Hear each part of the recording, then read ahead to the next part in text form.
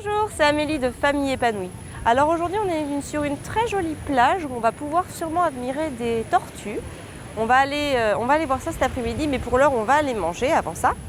Et puis, alors aussi une chose, petite précision, c'est que nous avons récupéré notre deuxième valise. En fait on avait récupéré la première avant-hier, on a eu la deuxième hier. Ça s'est à peu près bien passé, sauf qu'il nous manque, on avait ramené une bouteille de vin, un vin blanc très moelleux que Sébastien et Audrey apprécient, on voulait leur offrir. Mais bon, c'est pas grave, c'était l'une des premières que l'on avait mis dans notre cave en plus il y a longtemps, à partir du moment où on a eu une cave. Enfin bon bref, c'est comme ça, j'espère que juste quelqu'un la savourera. Et puis l'écran de l'ordinateur de Fabien est cassé. Donc ça c'est vraiment dommage, mais bon, il peut le regarder mais l'écran est fendu, pardon, c'est comme ça. Et donc aujourd'hui je me suis dit que j'avais envie de te parler un petit peu de nos valeurs minimalistes, c'est-à-dire comment est-ce qu'on s'approprie notre façon d'être minimaliste, qu'est-ce que ça veut dire exactement pour nous, sur quoi on met l'importance et surtout comment on se fait plaisir tout en conservant quand même une ligne de conduite minimaliste, comment c'est venu, enfin bref, nous et le minimaliste en fait, et le minimalisme. Voilà ce dont je vais te parler aujourd'hui, mais pour l'heure, nous allons aller déjeuner.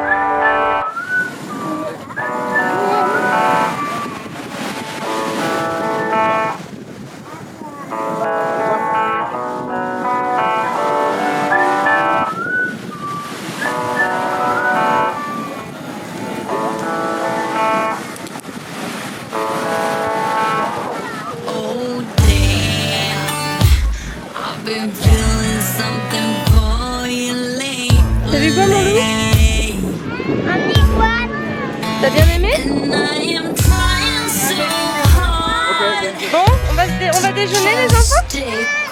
T'as vu un iguane Nanou?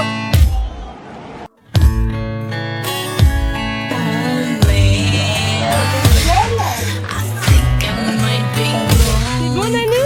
Un glace. C'est comme de la glace? Oui. Est-ce que c'est bon? Une glace.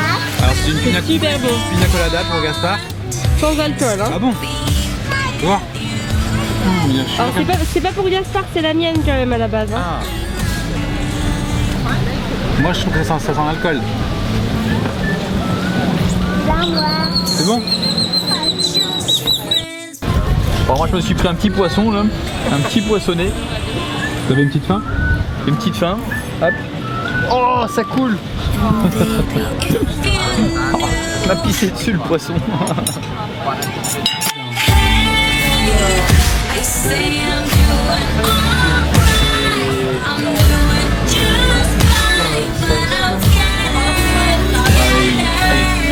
Là il est déjà 14h par ici, on vient de manger un petit resto face à la mer. Regarde-moi ça, comme la mer est magnifique ici.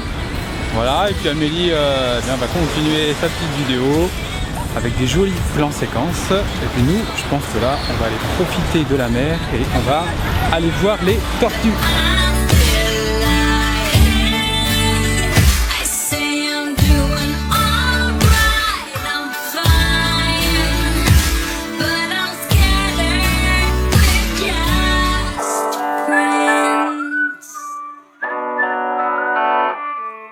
Qu'est-ce que vous avez fait? Ça c'est ma tortue et ça c'est la tortue d'Eleanor. Ah ouais! Et la mienne elle est mieux faite parce que ma tortue c'est pas moi qui l'a fait, c'est Liska. Ah, c'est Liska qui a fait la tortue? C'est Liska qui fait les tortues. You make a torture? Yeah. Wow. On est dans les coulisses de la c'est quoi vous? Comment il s'appelle déjà? De Famille Épanouie. Quel nom à la con? Quel nom à la con? C'est quoi votre chaîne? Bah ça s'appelle Famille Épanouie. Je sais pas, ouais, vous devriez aller voir pour voir comme ça ressemble. Ça ressemble à rien en fait leur chaîne. Allez juste voir, abonnez-vous comme ça vous verrez que c'est n'importe quoi en fait ce qu'ils font. C'est nul. C'est nul. Bon, de toute façon c'est moi qui est la meilleure. Là c'est à la con et là c'est sérieux. Alors Seb, bah c'est moi qui est la plus grosse hein. De caméra. Oui, ça je suis d'accord. Qu'est-ce qu'on peut en dire, des conneries? Alors Seb, j'aimerais que tu nous racontes quelque chose pour nos abonnés. Nous, Gaspard, depuis qu'on est arrivé, il est très fatigué, il dort peu et tous les matins, quasiment tous les matins depuis qu'on est arrivé, il se réveille très tôt, il nous réveille, et il veut qu'on se lève, il n'est pas content, même il se met à crier. Et tu as eu une idée? Ouais, j'ai eu l'idée en fait de tout simplement prendre un petit peu de recul et de se dire qu'en fait il est éloigné de son cocon habituel et qu'il n'a pas ses repères, et donc je me suis dit que ça serait bien d'essayer de lui créer quelques repères, de prendre quelques jeux de Timothy et d'en mettre dans la pièce à côté du lit, et de lui expliquer le soir que le lendemain matin quand il se réveille, il peut se lever pour aller jouer avec les jouets. Et on s'est dit on va essayer, on va voir ce que ça donne. Et ils ont essayé, et ce matin il s'est pas réveillé en criant, il s'est réveillé, il s'est levé, il est allé jouer. Et donc grâce à moi vous avez pu dormir. Ouais, en fait il a joué pendant 1h30. Donc encore heureux quand même qu'on est là, la famille Lycos, pour donner des conseils d'éducation bienveillante pour les enfants de famille épanouie, parce que... Qu'est-ce qu'on ferait sinon? Qu'est-ce que vous feriez sans ça quoi? Non mais il y a des fois en fait c'est compliqué quand c'est pour nos propres enfants de prendre du recul, parce qu'il y a l'émotion qui est là, et parfois c'est quand on a du stress, vous avez eu beaucoup de stress avec les valises et tout ça, et il y a des fois c'est difficile dans ces moments-là de réussir à prendre du recul sur sa propre famille, et c'est vrai qu'on voit plus facilement les problèmes des autres que les nôtres. Et voilà. Mais en fait il a tout dit, c'est que ça, bien évidemment on le sait et on l'a déjà fait avant, mais on était tellement tête dans le guidon avec déjà le stress des valises, le changement et puis la fatigue aussi, parce que le début de voyage a été compliqué, notamment on a fait quasiment une nuit blanche dès le début, donc après les enfants pareil, ça se rattrape, il y a de la fatigue, de l'énervement. Et en fait le matin, bêtement, au lieu d'appliquer un principe de base de la parentalité positive, c'est-à-dire de détourner le problème et de l'amener sur autre chose, et bêtement en fait tous les matins on lui demandait d'arrêter de crier et de se coucher, et en fait ça marchait pas, et très bêtement quand ça marche pas, il faut changer de méthode, et nous on continuait. Et c'est vrai, quand Sébastien nous a dit ça, ça m'a paru totalement évident. Mais n'empêche, avec le stress que vous avez eu ces derniers jours, on aurait eu ce que vous avez eu là ces derniers jours, moi j'aurais pété un câble, j'aurais pas réussi à rester aussi calme que... Faut quand même savoir qu'ils ont acheté un drone en France, qu'on leur a apporté, et qui est dans la valise qu'on a juste reçue hier. Ouais. Et c'est une valise qui est passée par Cuba. Et on avait peur qu'il soit gardé à Cuba en fait. Exactement. Parce que normalement les drones sont interdits à Cuba, mais on n'y a pensé que après. C'est compliqué. Et le drone a été ouvert. Et le drone a été ouvert. Ouais. Il a été un petit peu touché. Il a été un peu touché. Un peu abîmé. De toute façon toute la valise a été ouverte. Toute la valise a été complètement retournée. La valise a été retournée. C'est fou quoi. Il y avait une bouteille de vin. Ouais. J'avais emmené une bouteille de vin qui datait parce qu'en fait ils aiment beaucoup le vin blanc liquoreux. Et par chez nous à Angers, il y a le Coteau du Léon qui est un excellent vin. D'ailleurs, allez en acheter si vous êtes dans le coin. Et c'est la première bouteille, l'une des premières bouteilles que j'avais mis dans notre cave avec Amélie il y a maintenant 13 ans. Et donc du coup je me suis dit c'est cool, on va l'apporter. Et nos amis cubains l'ont gardé. J'espère que le son va être bon, parce qu'il y a quand même beaucoup de vent là. T'as pas de... Si, j'ai un chat mort mais je l'ai pas mis. T'as pas de... Tu sais, les trucs qui ressemblent à... Un chat mort. Un chat mort, un dead cat. Ouais, c'est ça. Bon. Voilà.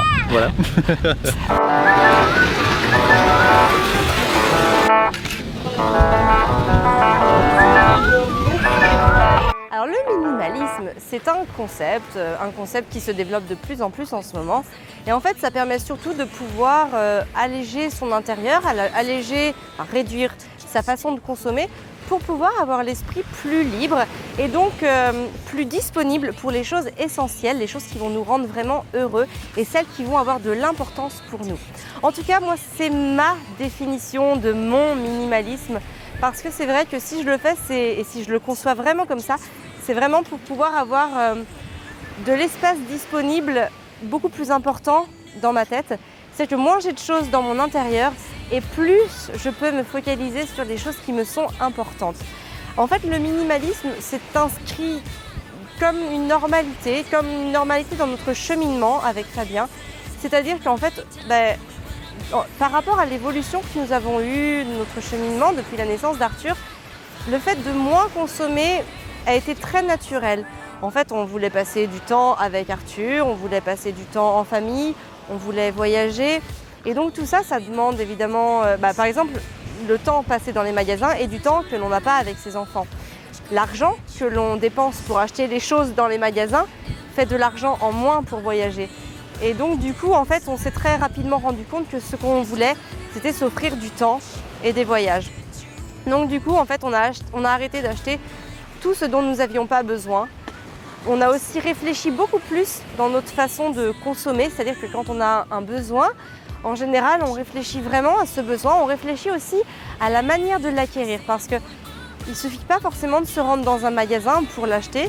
Il y a aussi beaucoup de choses qui s'achètent d'occasion, en seconde main, beaucoup de choses aussi qui peuvent tout simplement se donner par rapport à l'entourage, des choses dont on ne se sert plus. Donc c'est vrai que quand on a besoin de quelque chose, on demande à nos proches s'ils ont ça, ou alors on regarde sur des sites de seconde main pour pouvoir essayer de le trouver. Et en général, ça nous permet aussi d'entamer une réflexion par rapport à l'achat et parfois même, en fait, nous nous rendons compte que nous n'avons pas besoin de cet achat.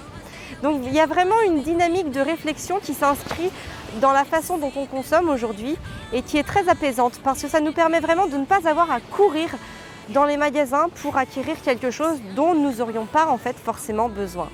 Donc c'est très intéressant, moi je ne peux qu'encourager cette démarche parce qu'au départ ça peut paraître un peu bizarre, peut-être un peu même sommaire et au final quand on se prête à l'exercice on se rend compte que c'est très agréable parce qu'on a beaucoup plus de temps pour faire les choses essentielles, celles qui comptent vraiment à nos yeux et celles qui vont nous rendre vraiment heureux. Quand tu t'es baigné, t'as vu un barracuda?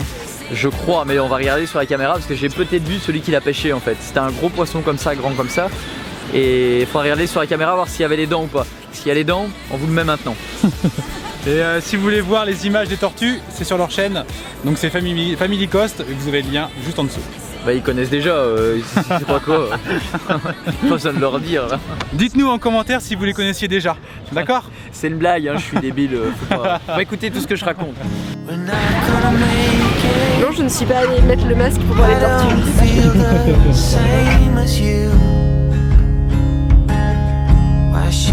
Autre chose par rapport au minimalisme, et là je dirais peut-être que c'est plus une limite on va dire, c'est que s'il y a vraiment quelque chose qui te rend heureux, alors je pense qu'il ne faut pas forcément faire une fixation sur le minimalisme et que si ça t'intéresse, si ce que tu vas acheter te rend réellement heureux, alors il faut le faire. J'ai pas vraiment d'exemple à part les livres, parce que j'adore les livres, que ce soit pour moi ou pour les enfants, c'est quelque chose je pense sur lequel on ne peut pas vraiment dire que je suis minimaliste parce que j'en achète beaucoup et je les achète beaucoup en vrai, c'est-à-dire pas sur Kindle, alors que j'ai une liseuse. Mais malgré ça, c'est vrai que, alors j'en lis aussi sur ma liseuse, même si j'en lis pas beaucoup, mais parce que j'aime aussi le papier, puis alors moi j'annote beaucoup mes livres. J'écris partout sur mes livres, donc forcément sur ma liseuse c'est beaucoup moins funky de pouvoir écrire dessus. Donc je lis que des romans. On va dire sur ma liseuse, voilà, je lis des romans. Et puis sur tous mes autres livres, je lis mes livres d'éducation, de parentalité, de développement personnel. Tout ça, je les lis vraiment en vrai livre parce que j'aime annoter. Et donc c'est vrai que je ne suis pas minimaliste par rapport à ça. Parce que le fait de lire me rend extrêmement heureuse, m'apporte énormément. Ça me permet j'ai l'impression de m'élever, en fait j'ai l'impression de glaner en connaissances, en tout cas de glaner des connaissances, de m'enrichir. C'est aussi des moments pour moi, le fait de lire c'est aussi un moment voilà, bien à moi, donc ça je ne l'enlèverai pas parce que voilà, ça me rend vraiment heureuse. Si par exemple, je sais pas, ça te fait plaisir de collectionner quelque chose ou vraiment d'autres achats te font plaisir, alors je pense qu'il ne faut pas forcément l'enlever à partir du moment où vraiment le fait de posséder quelque chose te rend réellement heureuse. Mais en gros, tout ce qui est acheté pour être, acheté pour paraître, acheté pour se sentir être, tout ça, ça n'a pas vraiment de valeur parce qu'au final, ce sont des possessions matérielles mais qui ne reflètent absolument pas la valeur de ton cœur. Alors concrètement, comment on vit notre minimalisme? Eh bien, tout simplement, on n'a pas beaucoup d'affaires à la maison, on n'a pas beaucoup de vêtements. On doit avoir peut-être 4-5 bas chacun, 4-5 hauts chacun par saison. Et c'est tout, voilà. Évidemment, on a des pulls, enfin, on va dire qu'on va avoir un polaire en plus ou des choses très simples, un manteau bien évidemment, une paire de bottes. Mais même dans les chaussures, par exemple, j'achète une paire de chaussures pour les enfants l'hiver et j'achète une paire de chaussures pour les enfants l'été. C'est absolument tout. Je leur achète 2 paires de chaussures par an. À côté de ça, ils vont avoir une paire de bottes de pluie pour l'hiver et une paire de tongs en plus pour l'été. Et c'est tout. Et en fait, voilà, il y a plein de choses, ils ont vraiment pas beaucoup. Ils ont un maillot de bain, ils ont une serviette. Enfin, j'essaye vraiment pas de collectionner les choses. Et même pour ma cuisine, je collectionne pas les jolis plats de présentation parce que voilà, j'en ai pas vraiment besoin. on achète vraiment que le minimum. J'adore faire les vides-greniers aussi, il y a beaucoup de livres que je trouve sur les vides-greniers et j'essaye vraiment de plus en plus aujourd'hui de me dire à quoi va servir mon achat et comment je vais m'en débarrasser. Quand j'achète quelque chose, je pense au moment où je n'en aurai plus besoin et qu'est-ce qui va se passer. Est-ce que je vais le revendre? Est-ce que je vais le donner? Est-ce qu'il sera obsolète vraiment et je serai obligée de le jeter? Auquel cas, comment je vais le jeter? Est-ce que ça ira à la déchetterie? Est-ce qu'il va falloir quelque chose de plus spécialisé? J'essaye vraiment de penser à tout ça. Est-ce que je vais le revendre pour pièces? Et c'est important et je trouve que ce qui est intéressant aussi, c'est d'engager cette conversation-là avec nos enfants parce que les enfants, eux, ne sont pas minimalistes par nature. C'est-à-dire que quand on va quelque part avec eux, j'imagine que tu dois très bien voir de quoi je veux parler. Ils veulent absolument tout. Et nos enfants aussi, bien sûr, si on va dans un magasin, ou même là, dans des magasins de souvenirs, ils veulent absolument tous les souvenirs. Hein. Si on va, je vais pas beaucoup dans les magasins de jouets, j'y vais même quasiment jamais, j'y vais jamais. Mais si j'ai dû y aller une fois en urgence pour un anniversaire ou un truc et que j'ai emmené Arthur avec moi, c'est clair qu'il a voulu tout le magasin. Hein. Et donc voilà, je pense que c'est très intéressant au quotidien de mener cette réflexion avec eux pour qu'ils sachent que on ne consomme pas pour consommer, que consommer ça demande de l'argent, l'argent ça se gagne et que voilà, il faut faire attention à tout parce que si on veut avoir un ensemble cohérent, il faut avoir aussi une ligne de conduite cohérente. Si on veut passer plus de temps à voyager, il faut peut-être acheter moins de choses pour la maison et économiser notre argent pour voyager. Enfin, voilà, il y a beaucoup de réflexions comme ça qui sont intéressantes à mener, même avec des enfants et même s'ils sont jeunes. C'est intéressant en tout cas de les impacter au degré qu'ils peuvent assimiler par rapport à toutes ces réflexions.